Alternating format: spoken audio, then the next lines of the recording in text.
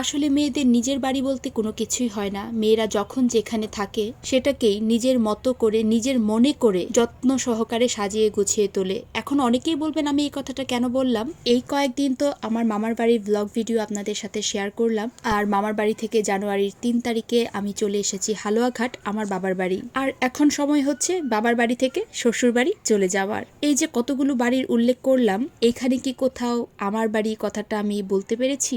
কারণ আমি যখন যেখানে থাকি তখন সেটাকেই নিজের মতো করে নিজের মনে করে সব সময় থাকি। আপেক্ষিক দৃষ্টিতে আমার অনেকগুলো বাসায় হয়ে গেল। যাই হোক, মামার বাড়িতে বেশ কিছুদিন ঘুরে আসার পর আজকের এই সকালটা ছিল বাবার বাসায়। আর এই ভিডিওটা ছিল জানুয়ারির 10 তারিখের ভিডিও। মাঝখানে যে কয়েকদিন বাবার বাসায় থেকেছি কোনো ধরনের আর ভিডিও ক্লিপ নেইনি। ঘুম থেকে উঠে দেখি বাইরে খুব সুন্দর একটা মিষ্টি রোদ উঠেছে, যেহেতু শীতের দিন।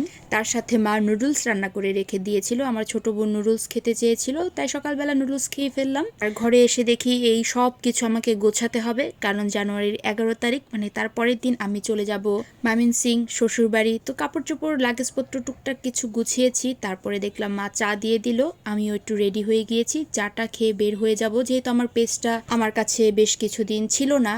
তো আমার পেজের টুকটাক কিছু কাজ এখনো বাকি আছে, সেগুলোই একটু করিয়ে নিয়ে তারপরে যাব। আর আমার ছোট ভাইকে আমার সাথে নিয়ে নিয়েছি। একদম খুবই বেজার একটা মুখ করে রেখেছে, তাকে রীতিমতো ঘুম থেকে টেনে হিচড়ে আমি নামিয়ে তাকে নিয়ে যাচ্ছি। আমার পেজের টুকটাক কাজগুলো শেষ করে এবার চলে গিয়েছি হালুয়াঘাটের ঘোষ মিষ্টান্ন ভান্ডার। এখানের পরোটা, ডাল, ভাজি এত মজার। হালুয়াঘাটের রুটি ডাল ভাজি এত মজার কেন আমি কখনোই বুঝতে পারি না।